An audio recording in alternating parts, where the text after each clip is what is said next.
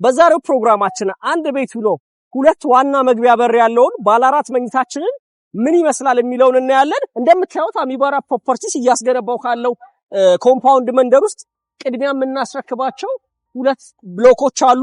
ከነሱ ውስጥ ደግሞ በዚህ በሁለቱ ኮርነር ላይ ያለው ባለ አራት መኝታዎች ናቸው። ውስጣቸው ምን ይመስላል፣ ምን አይነት ቤት ናቸው የሚለውን ዝርዝር ነገሮችን እናያለን። እስከ ፕሮግራሙ ፍጻሜ ይከታተሉ። ባለ አራት መኝታዎቻችን በተለያየ ሳይድ ላይ የተለያየ እይታ ይኖራቸዋል። በዚህ በፊት ለፊት ያሉት በሁለቱ ኮርነር ላይ ያሉት ኤም ብሎክ ላይ ቢም ብሎክ ላይ ያሉት በሁለቱም ኮርነር ላይ ያሉት ባለ አራት መኝታዎች ደግሞ የምታዩትን የፍሬንድሺፕ ፓርክ እይታ ይኖራቸዋል። አሻግረው ሸራተን ሆቴልን፣ ሳይንስ ሙዚየምን፣ ቤተ መንግስትን ማየት ይችላሉ ቤቶቹ። እንደምታዩት ደግሞ ፓርሻሊ የከተማ እይታውን ማየት ይችላሉ። ይሄ የምታዩት አዲስ የለማው የወንዝ ዳርቻ ነው። ከፓርኩ ጋር የተያዘው የወንዝ ዳርቻ ነው። ፌስ የሚያረጉትም ወደ መንገድ ነው። ወደዚህ ወደ ፓርኩ ሳይድ ወዳለው መንገድ ነው የሚያዩት ማለት ነው። እንደምታዩቸው ኮርነር ላይም ስለሆኑ በሁለት ሳይድ የተለያየ እይታ ይኖራቸዋል። ኤል ላይ ናቸው ያሉት ባለ አራት መኝታዎቻችን። ያው የወንዙን ዳርቻም ጭምር ያሉ ፓርሻሊ ደግሞ የሲቲ ቪው ይኖራቸዋል። በተቃራኒ ሳይድ ላይ ያሉም ደግሞ ወደ ኮምፓውንዱ የሚያዩ የቤት አማራጮች ይኖሩናል ማለት ነው። አሁን የምገኘው 4 ቤድሩሙ ላይ ነው። እንደምታዩት ኮሪደሮቻችን ሰፋፊ ናቸው፣ 2 ሜትር ናቸው። ከሊፍት ሲሆን ደግሞ 3 ሜትር ናቸው። ኢንኬዝ የታመመም ሰው ቢኖር በስትሬቸር ለማውጣት እንዲያመች ተደርገው ነው የተሰሩት። እቃም ለማስገባትም ለማውረድም አመቺ ናቸው። ባለ አራት መኝታው እንዳልኳችሁ 2 በር ነው የሚኖረው።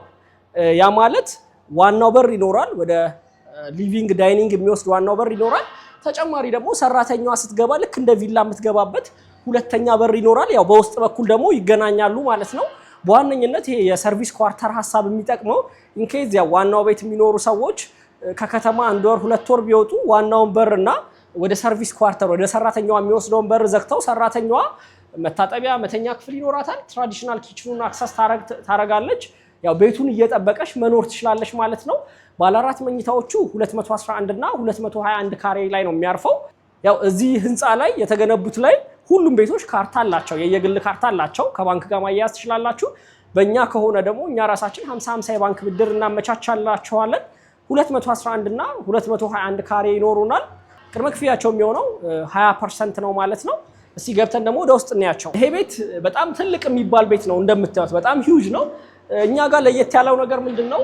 ቤቶቻችን ሃይ ሲሊንግ ናቸው። ወደ 3 ሜትር ከ20 አካባቢ ናቸው። ኔት ስንረከብ እስከ 3 ሜትር እናገኛለን። የምንጠቀመው ደግሞ ኮንክሪት ፍላት ስላብ ነው። ያው ኮንክሪት ፍላት ስላብ ሲሆን ምንድነው? አንደኛ ፍላት ነው። ምንም አይነት ቤት ውስጥ ተሻጋሪ ቢም አይኖርም። ላይናችን የሚረብሽ ነገር አይኖርም። ኢንኬዝ እንኳን ሪዲዛይን እናርግ ብንል የፈለግነው ቦታ ላይ ፓርቲሽኖቻችንን ማስተካከል እንችላለን። ይሄ ብቻ ሳይሆን ቤት መሃል ምንም አይነት ኮለን የለም። ሁሉንም ቤቶች እየገባ እናያቸዋለን። ቤት መሃል የሚገባ ኮለን የለም። ስፓሊንግ ግዛቸው 8 ሜትር ከ50 ስለሆነ ኮለኖች አሉት። ወደ በረንዳና ወደ ኮሊደር ነው። ቤቱ መሃል ላይ ፍሪ ነው ማለት ነው። ይሄ ትልቅ የሚባል ሳሎን ነው። ምንም ለአይናችን የሚገድብም በመሃል የሚገባም ኮለን አይኖርም። በጣም ሰፊ ሳሎን ነው የሚሆነው ማለት ነው። ሳሎኑ እንደዚህ እንደምታዩት በጣም የሚያምር ሳሎን ነው የሚሆነው። ከቤታችን ላይ ደግሞ ፍሬንድሺፕ ፓርክን ማየት እንችላለን ማለት ነው። እስቲ የሳሎኑ በረንዳ ምን እንደሚመስል እናየዋለን። የሳሎኑ በረንዳ ይሄን ነው የሚመስለው። በጣም ሰፊ ነው። ያው ፉል ግሌዝድ ነው የሚሆነው። ይሄ እንደምታዩት ትልቅ ፍሬንች ዶር ነው የሚሆነው። መሃል ላይ ስላይዲንግ ዶር ይኖረዋል። ሁሉም መስታወቶቻችን ደብል ግሌዝድ ናቸው። ያ መሆን ነው አንደኛ ድምጽ እንዳይገባ ያስችላል። ሌላው ደግሞ ይሄ የከሰዓት ፀሐይ እንኳን ቢኖር ያንኛውን ቤታችን ውስጥ እንዳያርፍ ያደርጋል ማለት ነው። ድምጽ ብቻ ሳይሆን ያው ከፍተኛ የሆነ የፀሐይ ሙቀትን መቋቋም ይችላል። ያው ቤታችን ኖርማል የሆነ ቴምፕሬቸር እንዲኖር ያግዘዋል ማለት ነው። በረንዳዎቻችን ሜትር ከ50 ናቸው። በአንድ ጊዜ ምናልባት በሳሎኑ ሳይድ እንኳን 5-6 ሰው መያዝ ይችላሉ። ሻይ ቡና ለማለት ምናልባት ዊኬንድ ላይ ከልጆች ጋር ጊዜ ለማሳለፍ በረንዳውን መጠቀም ትችላላችሁ። በረንዳ ላይ የምታዩት እይታ በጣም የሚያምር እይታ ነው። እንደምታዩት የከተማውን ውብ እይታ ነው የምታዩት። በዚህ በኩል ሳይንስ ሙዚየም አለ፣ ሸራተን ሆቴል፣ ፍሬንድሺፕ ፓርክ ይኖራል። ውብ የሆነ እይታ ይኖራል ማለት ነው በሳሎኑ በኩል።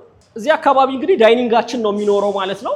ሳሎናችን በጣም ሰፊ ነው። በአንድ ሳይድ ያው የቲቪዎች እንደዚህ የሚቀመጡበት ስፍራ ይኖራል። በአንድ ሳይድ ደግሞ ሶፋዎች የሚቀመጡበት ስፍራ ይኖራል ማለት ነው። እዚህ አካባቢ ዳይኒንግ ይኖረናል። ዳይኒንጉ ለኦፕን ኪችኑ በጣም ትይዩ ነው። ዳይኒንጉ ለኦፕን ኪችኑ ትይዩ ነው ማለት ነው። ኦፕን ኪችኑ አነስ ያለ ሆኖ ያው አንዳንዴ ከሳሎኑ ነን ምግቦች እንዲህ ሲሰሩ ማየት ስንፈልግ እንግዶች ሲኖሩ አንዳንዴ ኢንጆይ ለማድረግ መጠቀም እንችላለን። በዋናነት ግን ትራዲሽናል ኪችን ራሱን የቻለ ሰፋ ያለ ስፔስ ይኖረዋል ማለት ነው። በዚህ ሳይድ ሳሎን ውስጥ ላለ ሰው የሚሆን ባዝ ኮመን ባዝ ይኖረናል ማለት ነው። ማስተር ቤድሩማችን ያው በረንዳው ጁሊየት ባልከኒ ነው። ነገር ግን ሰፋ ያለውን ባልከኒ ከሳሎኑ ጋር አብረን እንጋራለን። ሜትር ከ50ውን በረንዳ አብረን ከሳሎኑ ጋር እንጋራለን። ወደ ሳሎኑ በረንዳ የሚወስድ በር ይኖራል። በዚህኛው ሳይድ ግን ፉል ግሌዝድ የሆነ በደንብ ቤታችን ብርሃን እንዲያገኝ ፉል ግሌዝድ ይሆናል ማለት ነው። ስላይዲንግ ዶር ይኖራል። ጁሊየት ባልከኒ ይኖራል ማለት ነው። ማስተር ባዙ ሰፋ ያለ ነው። በዚህ ሳይድ ደግሞ ክሎዜት ኤሪያው ይሆናል ማለት ነው። ግንባታ ላይ ሲሆን እይታውን ብዙም ሴንስ ማድረግ አንችልም። ብርሃኑ በጣም ቆንጆ ብርሃን ነው።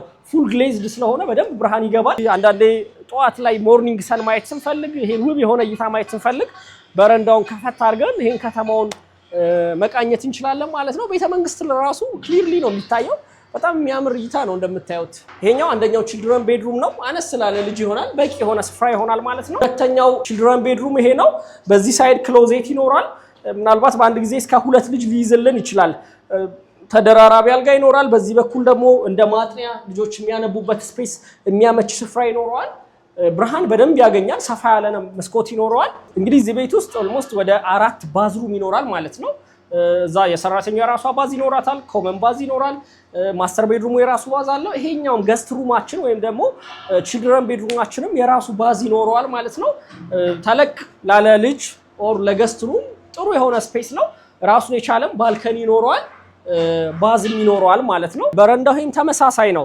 ጁሊየት ባልከኒ ይኖረዋል። ያው ሙሉ ፉል ግሌዝድ ስለሆነ መሃል ላይ ደግሞ ስላይዲንግ ዶር ይኖረዋል። በደንብ ቤቶቹ ብርሃን እንዲያገኙ ታስቦ ነው የተሰራው። በተመሳሳይ መልኩ የማስተር ቤድሩም የሳሎንም እይታ እዚህኛው ቤድሩም ላይም ወይ ቺልድረን ወይ ገስት ቤድሩም ማድረግ የምንችለው ክፍል ላይ ይኖራል ማለት ነው። የተወሰነ ደግሞ ራሱን የቻለ ከጁሊየት ባልከኒ በተጨማሪ የተወሰነ ሲቲ ቪውን የሚያሳየን የተወሰነ በረንዳ ይኖረዋል ማለት ነው። ሶ ኢንኬዝ እናንተ ከከተማ ብትወጡ ለቤታችሁ ፕራይቬሲም ስትወጡ ዋናውን በርና ወደዚህ ወደ ሰርቪስ ኳርተር ወደ ሰራተኛዋ ወደ ትራዲሽናል ኪችን የሚወስደውን በር መዝጋት ትችላላችሁ። በኦፕን ኪችን አልፋችሁ ነው ወደ ትራዲሽናል ኪችን የምትሄዱት። ያው ሶስተኛው በር ይኖራል ማለት ነው፣ ሰርቪስ ኳርተሩንና ሳሎኑን የሚያገናኝ። እዚህ ጋር ማብሰያውን ፍሪጆች ሁሉንም የሚቀመጡባቸው ስፍራዎች ይኖራሉ። ሶ ይሄኛው ሳይድ የሁለተኛው በር ሳይድ ነው የሚሆነው። ሰራተኛዋ ቃይዛ ስትገባ የምትገባበት የራሷ የሆነ በር ስለሚኖራት ይሄን በዚህ ሳይድ አክሰስ ታደርጋለች። ይሄ የሰርቪስ ኳርተር ፓርት ነው። ኦፕን ኪችን በዛኛው ሳይድ አለ።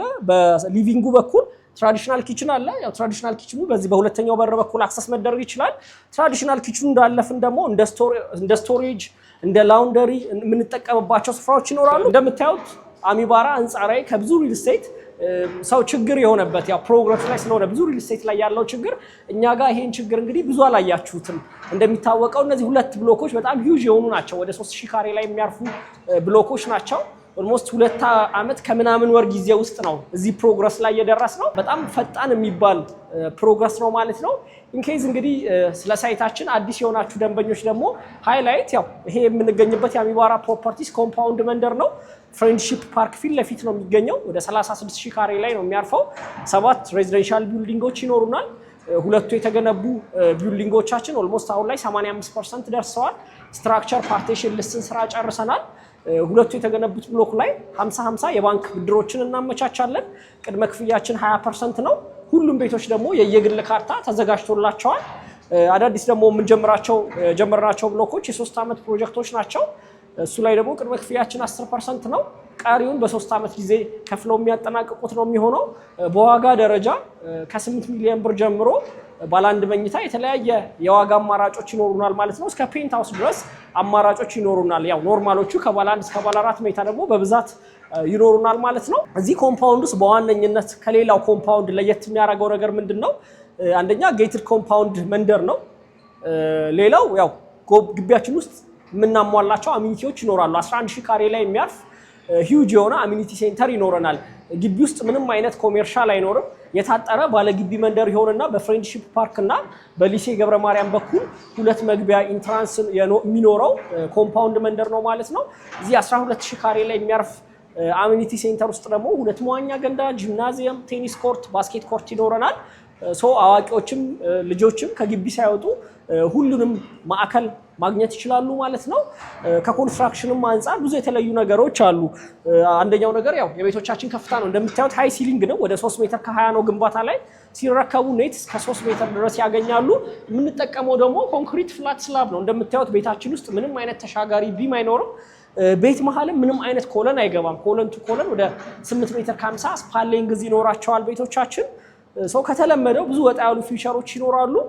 ቤዝመንቶቻችን ላይ ደግሞ ግራውንዱን ጨምሮ ያው በየብሎኮቹ 3 እና 2 ቤዝመንት ይኖራል። ያ ማለት 4 እና 3 ፍሎር መኪና ማቆሚያ ይኖራል። ሁሉም ቤዝመንት ከፍታቸው 3 ሜትር ከ70 ነው። ያ የተደረገበት ዋናው ምክንያት ኢንኬዝ ከፍተኛ የሆነ እሳት አደጋ ቢኖር የእሳት አደጋ መኪኖች መግባት እንዲችሉ፣ የአምቡላንስ መኪኖች ሊፍት በር ድረስ መግባት እንዲችሉ፣ የቆሻሻ ትራኮች ሎዲንግ አንሎዲንግ ላይ እቃ መጫን ማውረድ ላይም ደግሞ እቃ የጫኑ መኪኖች ሊፍት በር ድረስ መግባት እንዲችሉ ነው። ሊፍቶቻችንም በጣም ሰፋፊ ናቸው።